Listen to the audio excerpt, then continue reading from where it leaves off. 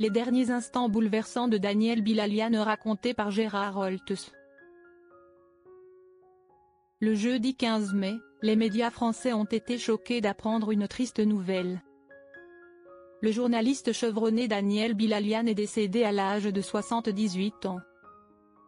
Cette information douloureuse a été confirmée par ses proches à l'AFP, clôturant ainsi une carrière de près d'un demi-siècle passée devant les caméras des journaux télévisés de 13h aux éditions de 20h sur Antenne 2.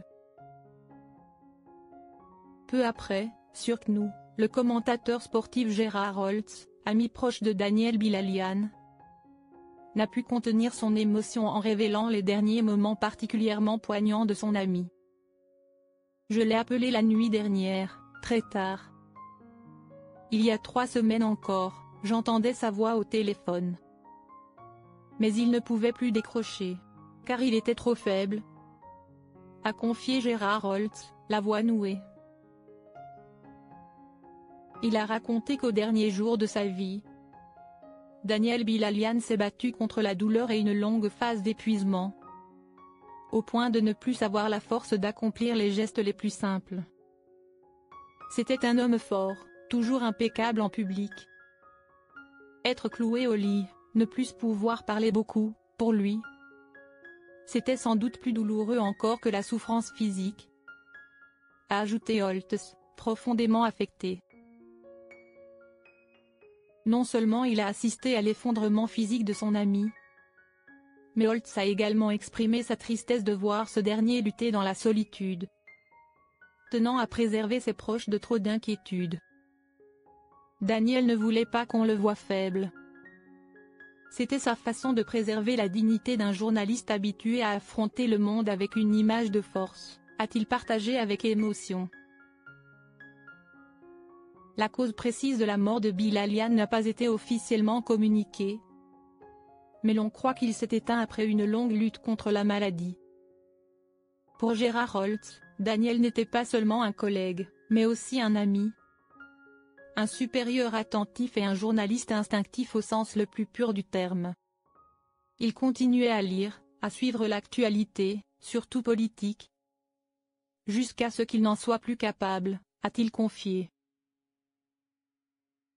Il a souligné qu'en dépit de sa santé déclinante, Daniel Bilalian n'a jamais abandonné son habitude de se tenir informé, une seconde nature pour lui. Durant ces derniers jours, entre 2 crises de douleur, il demandait encore à ses proches de lui apporter les journaux au chevet et s'enquérait des gros titres.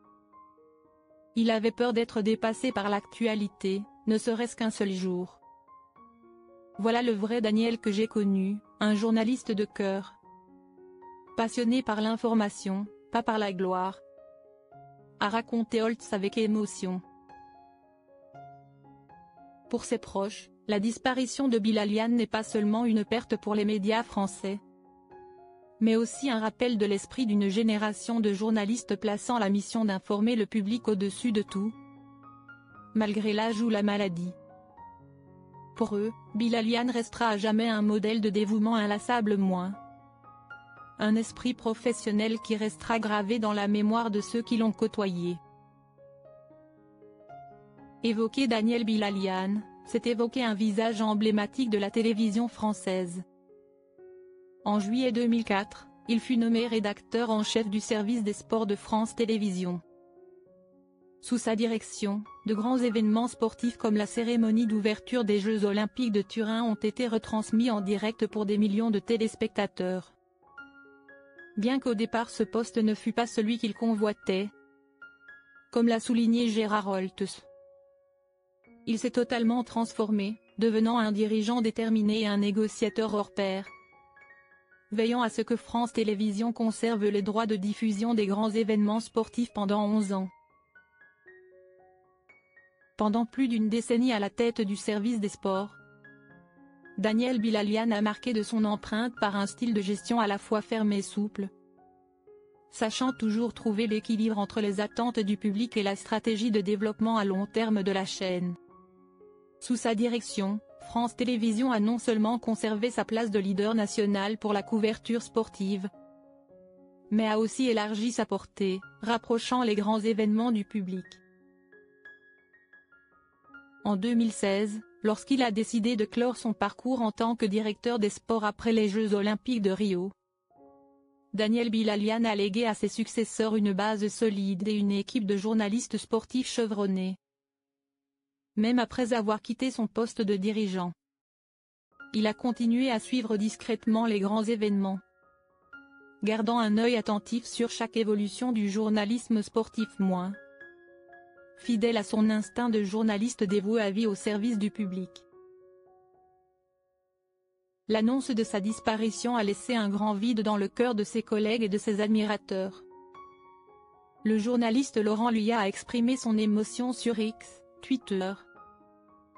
12 ans à la tête du service des sports, tant de souvenirs et de moments grandioses. Une carrière dont on peut être fier.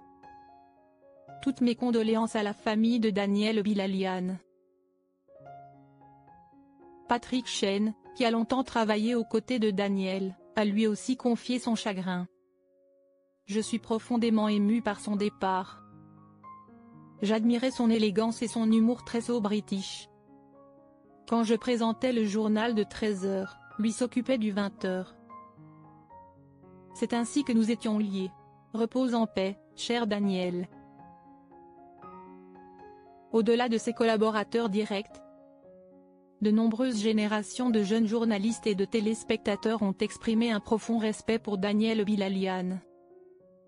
Les hommages et messages de condoléances ont rapidement inondé les réseaux sociaux, soulignant l'influence de celui qui a consacré sa vie à offrir une information précise, honnête et accessible.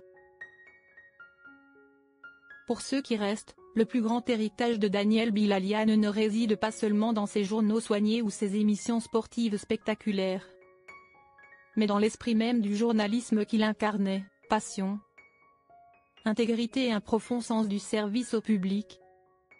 C'est cela qui fait qu'aujourd'hui encore, malgré son absence, il est évoqué avec tant de respect et d'affection. Parti dans une immense émotion collective, Daniel Bilalian laisse derrière lui une œuvre journalistique considérable et l'image d'un présentateur dévoué, talentueux et charismatique, une image qui restera longtemps gravée dans la mémoire du public français.